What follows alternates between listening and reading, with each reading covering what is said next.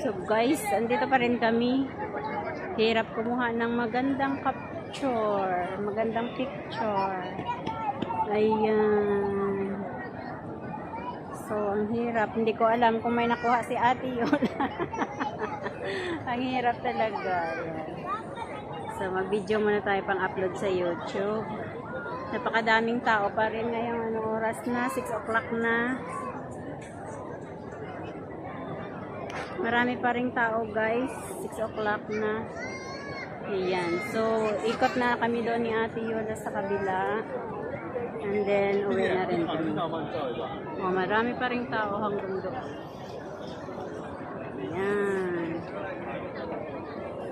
Ang dami pa rin tao. So, yun na guys. Ito ang tinatawag na Merlion.